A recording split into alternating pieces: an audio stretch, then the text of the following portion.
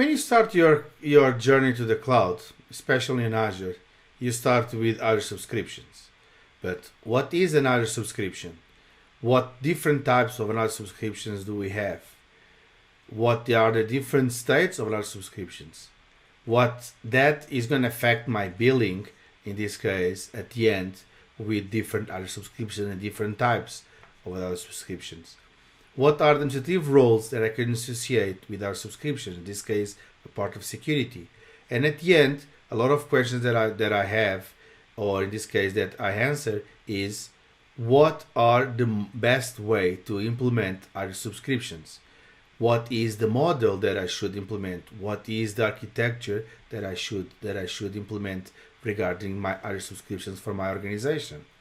So in this video, we will cover all of that topics. So the different types of subscriptions, what is a subscription, different states, the process of the billing, the different ways that you can architecture your Azure subscription model in this case, and some tips and tricks that you will fit very useful for your knowledge in regarding the Azure subscription.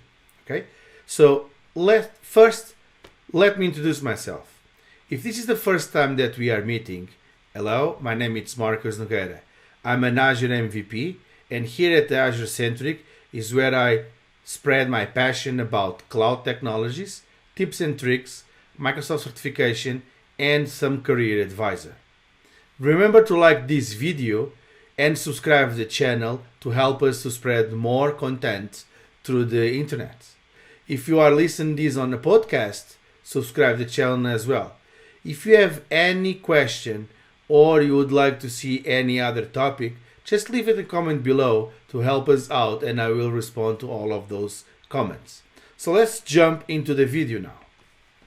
So what is the Azure subscription? So Azure subscription is nothing more than the biggest container that holds your resources inside of Azure. It allows you to have the space to deploy and consume the resource that you have on Azure. So either are VMs, either they are storage accounts, either they are the databases. So it's where you can deploy all of that. A subscription is nothing more than a type of a glue that allows all your resources and objects together and identifies them that belongs to you, in this case, to a tenant. Okay? So allows some target billing. For example, if you are using multiple subscriptions, for example, let's say one for each department in a large enterprise. But I mentioned tenants and I mentioned subscriptions. What are the difference between Azure Tenant and Azure Subscription? An Azure Tenant is nothing more than your directory. It's what identifies you. It's like you have the Active Directory on-prem, right? Azure Tenant is your Azure Active Directory. So it's what identifies you. It's where you have your users that will access the subscription. A subscription is the object that represents, for example, the folder that you can have inside of a computer, right? So subscriptions are tied to tenants, but so you can have only one tenant for many subscriptions, but not the vice versa. Okay, now that we identify what is subscription, let's go to the types. Usually when I describe the type of subscriptions, I like to separate them in three different areas: individual, CSP, and enterprise agreement. On an individual base, or in this case sponsor, you can have subscriptions that they are attached to a single use. For example, the free one that you can go, if you go to the azure.com portal, you can click on the button try now and you have a subscription. You can deploy a subscription that you have $200 for the first month. Although there are a lot of free services that they come associated. What does that mean? Means that on that type of subscription you have amount of $200 to spend during the first month. So on the second month, you don't have any more that amount of money. That's a type of subscription. Although, if you want to spend more than $200 on the first month and to spend way more or even some dollars on the remaining months, then you have to attach your credit card, and then becomes what's called a pay-as-you-go type of subscription. And that's the most common one for small and medium business, okay, the SMBs, right? But you have other ones that are what's called the sponsor ones. So sponsor ones is usually they give by Microsoft. If you subscribe, for example, the MSDN or the Visual Studio that you buy, the Visual Studio Enterprise, for example, or if you are a organization, let's say a startup, that you are going to the BeSpark, that is a Microsoft program, and you are allowed to have subscriptions, those are the sponsor ones. So what does that mean? Means that, for example, Microsoft gives you a monthly amount to spend. So, for example, I have one of those subscriptions that I can spend $150 per month. If I don't spend it, it doesn't accumulate to the other months. I have on that month $150 to spend, for example. So every single month until they renew, usually it's yearly that they will renew, I have $150 to spend. But Marcos, can I spend more than $150? Of course that you can. I have that cap of $150 that doesn't charge my credit cards. If I want to have more than that, I just need to associate a credit card to that, okay? And then I can spend more than $150. But what happens if I don't associate a credit card on that specific type of subscription, for example, the sponsor one, and I reach $150? So then I will talk about that in regarding the states, but they will stop all of those objects that you have inside, for example, VM database, they will stop working. You will not lose any data until the cycle renews. Usually that cycle renews on the first day of the month. Okay? So now that we covered the individual type of subscriptions, the other type is the CSP. But what means CSP? CSP is the cloud service provider or partner. It's the new way that small business services or small and medium business, they can have it because you don't have credit cards. You have associated with the partner that is responsible for your billing, and you to pay that partner, of course. But usually they come with the support of that partner. You usually is the first line of support. So if you have any problem, you contact your CSP, they will help you in this case. They are the ones that they create the subscriptions for you. You are not anymore available to create your own subscriptions. You just ask them and they will create subscriptions for you. And then the last but not the least is the enterprise agreement. Enterprise agreement, it's more for large organizations that they need to do an enterprise agreement that is an agreement with Microsoft directly. And usually that associates with different things. For example, the Azure consumption that is associated with this topic that we're talking right now, and the licensing that you have for the entire organization, either clients, servers, SQL, for example, and other products that you have. So that is your enterprise agreement. Usually, from my experience, is about 3 years. You renew 3 years. You say that you increase or decrease the number of seats that you have. The seats, it's the clients that you have, the number of users that you have. If you have Office 365 as well, if you are only doing Azure, if you have servers, if you have SQL, if you have SharePoint, Exchange, and so on and so forth. And that associated with that, there is an amount of Azure consumption that is associated with that enterprise agreement. Now that we cover all of that types of subscriptions, comes the state. So when you create the first subscription, basically becomes inactive, and that's the state that you are always want to run.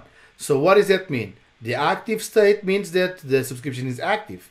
It's fully on board. You can create, you can delete, you can access all of your resources, all right? But then if you delete a subscription, then becomes on a state deleted. So if you go on the portal, for example, you see all of that subscriptions and even the deleted ones. Although when you delete the subscription, that's it. You cannot revert back. Deleted is deleted. Once deleted, you cannot revert back anymore. So you need to be very careful regarding deletion. If you want to suspend, for example, or if you want stop, in this case, that billing, you can disable, in this case, the subscription. By disable subscription, everything inside the subscription stops. So if you have VMs, databases, and other services, they will be stopped. You will not able to access even files inside of the subscription, but you are stopping the billing. So you disable. By disable, you might ask, but if I disable, can I revert back? Yes, you can reactive, okay, a disable state subscription into the active one. And that is the part of the what's called the reactivation. Okay, but I mentioned here, for example, that you have free service, right? You have those sponsor ones. So imagine that you get a subscription that you have 12 months. So you have those $150, for example, that you have every single month that you are able to spend. But usually those are the sponsor ones, and usually the sponsor is about a time, in this case 1 year that I was mentioned, this example. Okay, so what's happened after the one year? If you don't get renew on that sponsor, you still have what's called the grace period that is expired, so you can move the resources to another subscription, or in this case to do whatever you want to do it. But after that grace period, they become expired. If you want to just reactivate, then you have to probably change that subscription to a different type. So for example, pay as you go in this case. So then you can revert that state that is expired, okay? And then you can be reactivated, okay? But remember, disable, you cannot, not disable, delete it, you cannot reactivate, okay? Although in a lot of subscriptions that I see in starting organizations that they use pay as you go, you need to associate your credit card. So there is a process of a billing that is directly attached to you. All of these states, in this case, the past due, it's not related, in this case, to the CSP. The CSP relies on you paying the bills and relies the billing process between you and the CSP. They can be, in this case, on the past due, okay, as well. What past due means? Means that there is an outstanding payment, okay, that hence the past due, that may result on your resource staying there, but they are disabled. So VMs may be deallocated, so they are not running anymore. All of your service that they are running, for example, databases, they are stopped, but you don't have access to those files. Even if you have, for example, public IPs, depending on the public IP, they might be deallocated as well. So they became kind of suspended. What do you need to do to become reactive? Usually you need to sort it out the billing process either with Microsoft or with your CSP. Usually you have a 90 days, what's called the grace period, that the subscription can stay on the past due. After that, that will be removed. Okay? At the end of all of this, you can, starting with one type of subscription, right? Like for example, pay as you go, and then changing to a different time or to a different type in this case. Although, even if you start, for example, with one subscription, if you want to move to a CSP that is a different model, you can transfer the ownership, for example, of that subscription. What does that mean? Means that a subscription that is associated to a billing process, now you transfer the ownership and now becomes on the different billing. So if you have, for example, a pay-as-you-go subscription that is associated with your credit card or the credit card of your organization, and now you're moving to a CSP, you don't need to move all of those resources. You didn't lose anything. You can transfer that subscription on the ownership of the subscription to a CSP, and now they became in the billing process, a normal billing process of the CSP. So you can do the transfer of ownership. But associated with a lot of subscriptions comes with what called administrative roles. So what are administrative roles? Administrative roles is nothing more than the permissions that are associated by default on certain groups, so you can do different types of actions inside of your subscription. The biggest one and the most common one is the global admin. So the first user that when you starting that subscription becomes a global admin. But then you have different types of roles. You have what's called the default roles, and then you have other roles that are specific to those specific resources. Last time I checked it, you have about 144 roles.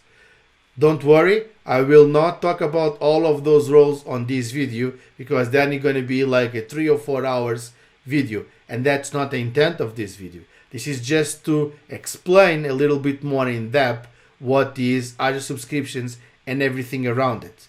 But what I like to just point it out, it is global admin. And then the global admin, you have the service admin, that you are responsible for all the services inside of that subscription. And then you have what's called the owner. The most common three is the owner, contributor, and reader.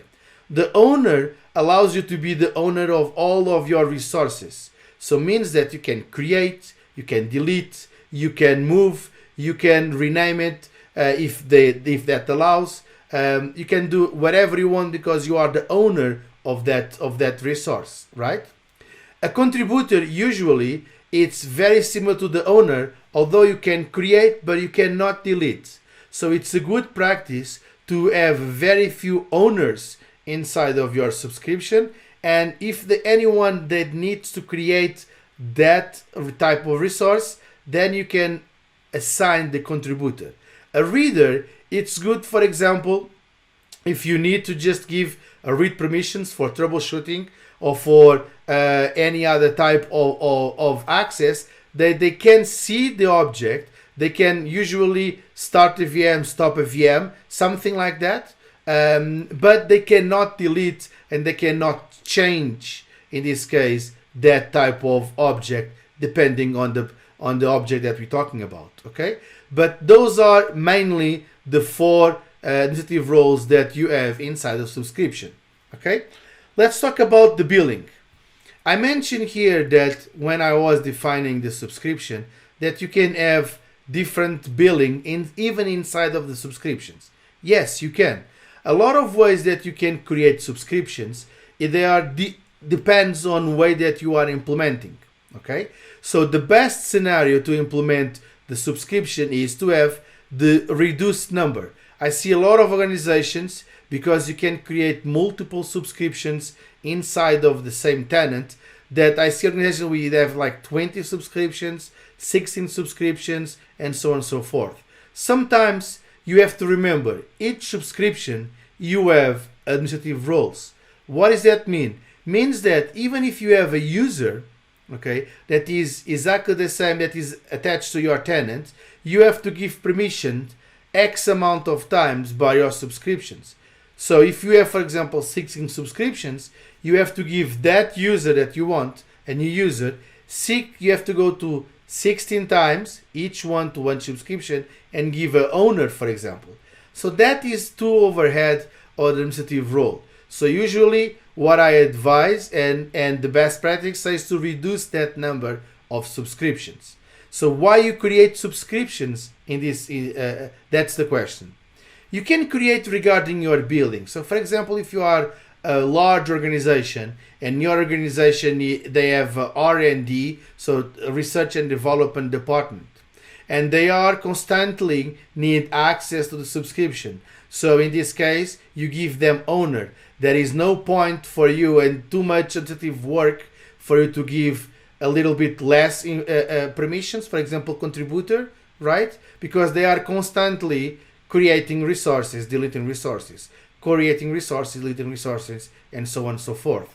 So in this case, because they require a different subscription that it's not attached to your environment. It's totally isolated. It's like a silo. Sometimes giving a subscriptions and assign that subscription to a billing and address that billing to that department is something that you need to do it, and it's a good way to implement it.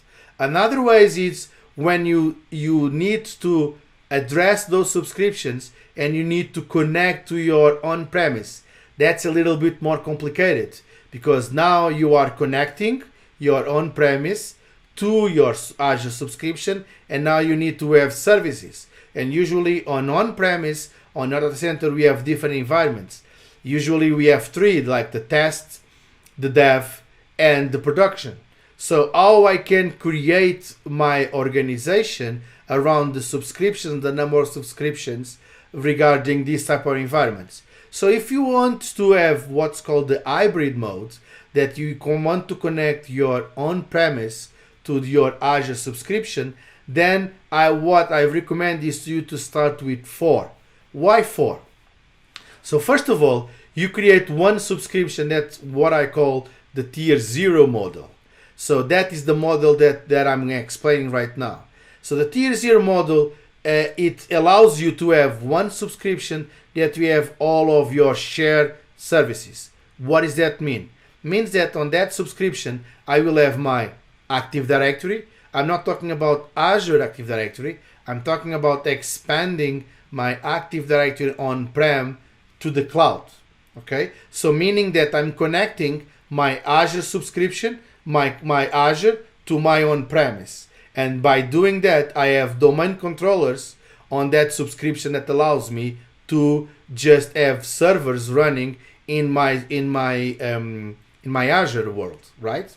So with that, I create on that service your firewalls, because you need to control what is inside, what's going from on-premise to the Azure and vice versa. So all of those services should reside what's called on these shared services.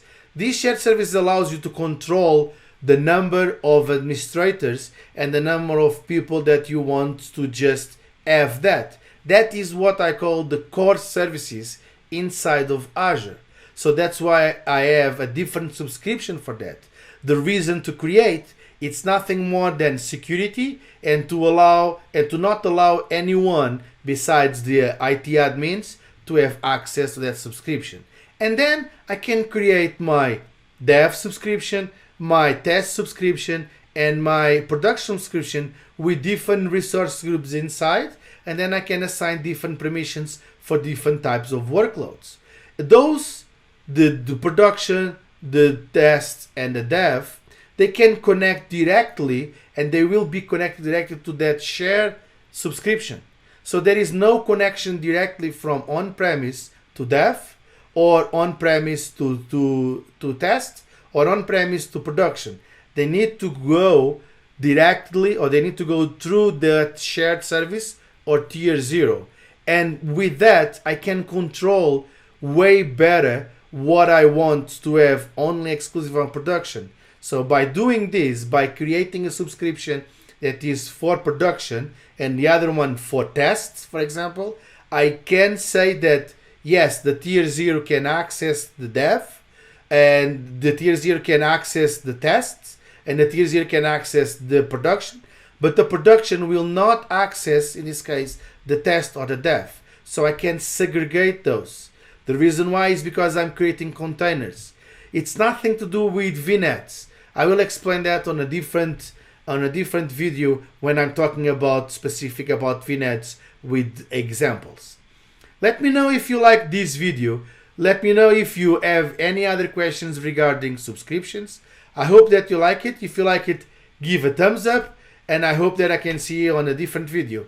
Thanks very much. Again, my name is Marcos Nogueira, and welcome to Azure Centric.